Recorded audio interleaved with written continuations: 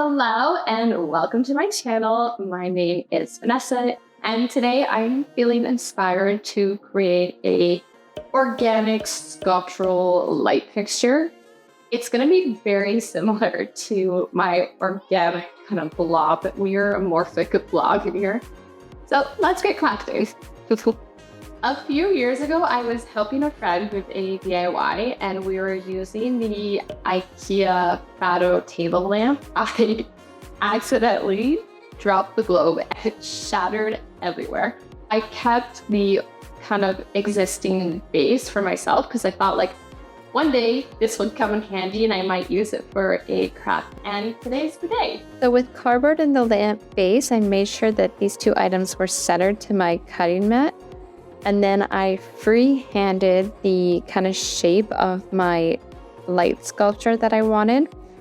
And I just kind of go over like any of the curves, just making sure that everything's perfect. Now it's time to cut it out with a utility knife.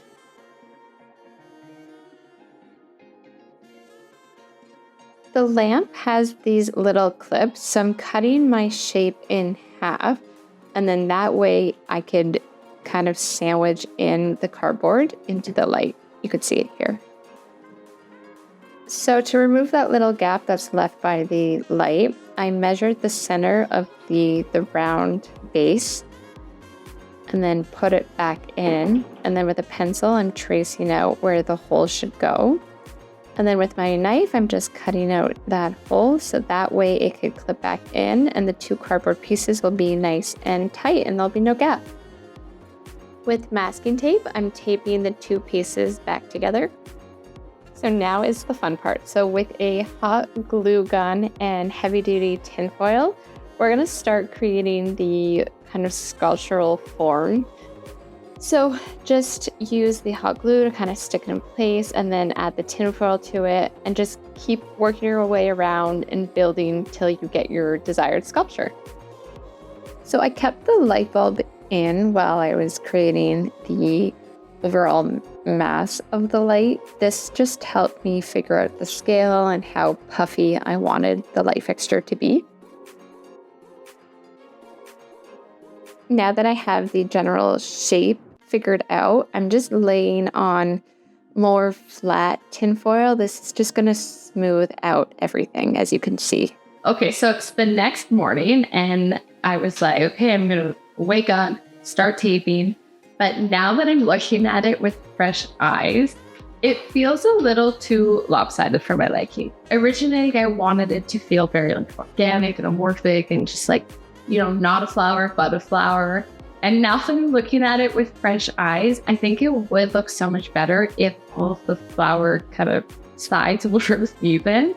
So I'm going to try to cut it back. I don't want to take it all apart. So let's see how this goes. The large petal that I didn't like, I just kind of ripped it off with my hands. And then with my utility knife, I'm just cutting out the cardboard and all the glued bottom bits.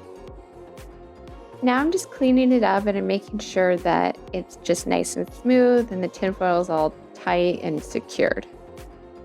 All right, moving on to the next step. So I'm taping it all together with masking tape and I'm going in kind of like a radial pattern. So I'm starting in the middle and then I'm fanning my way around.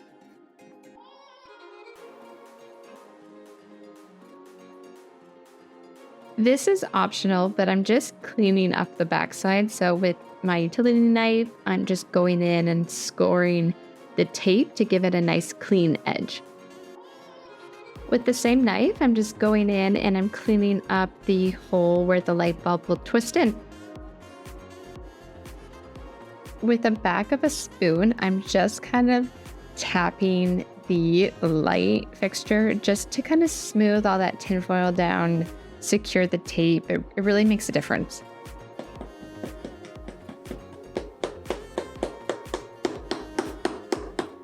This part's gonna get messy, so I've moved into my garage, but I've propped up my light using some old tape, and then with that painter's tape, I'm filling in the hole where the light fixture is gonna go because I don't want any of the plaster to fall in.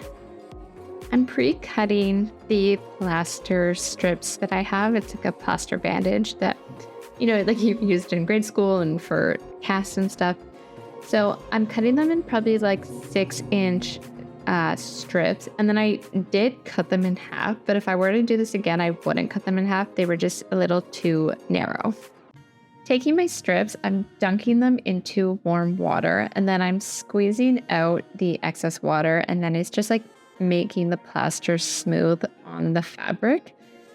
Then I put that onto my sculpture, and I just repeat the steps. As you can see here, like what I mentioned, it's too narrow. It's getting a little stuck, so that's why in the end I ended up using thicker pieces. So if you're doing this tutorial, just make sure you don't have to cut the strips in half. I thought that would make it easier for me, but it ended up making it harder.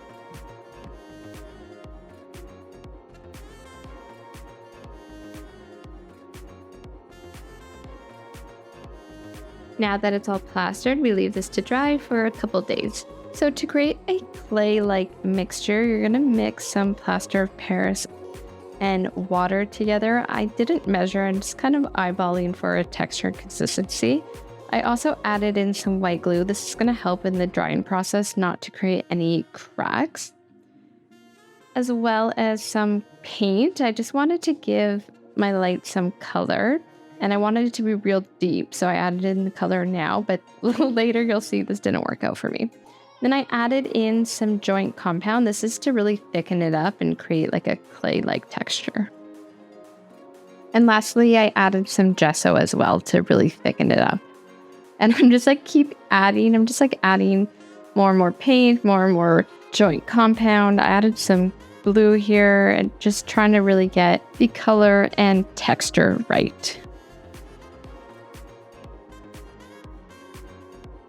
Once I got a color I like, I was using a putty knife to kind of smear it all over my light fixture. Once it was fully covered with the paint mixture, I took a wet paintbrush to kind of smooth it all out and keep it even. So it's the next day, and I am not loving the color that it dried. It looks like a very 90s kitchen purple, really party purple. So this definitely is not what I wanted. So the plan for today is I'm gonna sand it down smooth just to get rid of all the lumps and bumps. And then I'm gonna add more maybe like brown and red to the paint, try to get rid of the purple and make it more burgundy. So let's get going. I sanded with a 220 grit paper and as well as a 220 grit sanding block. I just kind of alternated between the two, using the block to do like the larger surface areas and then the paper to get into the crevices. For coat number 2, I decided I should thicken it up. I had a little bit of joint compound left, so I was like, might as well just use it all up. And now I'm trying to color correct. So I put in a whole lot of red. I added some more blue in. I added more red, and I was quickly realizing that by doing this, I'm just gonna run out of paint. Like I'm just gonna go through all my paint to get the color that I want. So I decided that I'll just paint it in the end, the color that I want, and hopefully it'll look good. We'll see. I'm applying the second coat the exact same way I did the first coat. So that second coat was really thick, so this took a few days to dry. And then as you can see, there's also some cracking that happened, but don't worry, we'll fix that. So I just am sanding it down again, really making it smooth. I added tape on the cord. I was like, why didn't I do this the first 2 coats? But that's okay, never, better late than never. So I'm just doing a third coat of the mixture that I have, and then with water, I'm just smoothing it all out. I left that to dry for a few days and then gave it a good sanding off camera. Now that it's all dry, there are still a few cracks. I'm just going in with wood filler and filling in all the cracks. Once dry, I'm sanding it all smooth. With my utility knife, I'm carefully taking out the tape that was in the center. I'm also being very careful that like nothing falls in, and I'm flipping the lamp over just to get all the little debris out. With acrylic paint in a much nicer color, I'm doing a coat paint all over. Once that dried, I went in with a second coat. I'm much happier with this color, so all that's left to do is give it a nice glaze. To give this lamp a nice ceramic finish, I'm using a thick brush-on gloss glaze. So it's all dry. I'm super happy with how it's looking. It has that gorgeous cracked ceramic effect. So all that's left to do is to take the tape off the cord, put in a light bulb, and hope it works.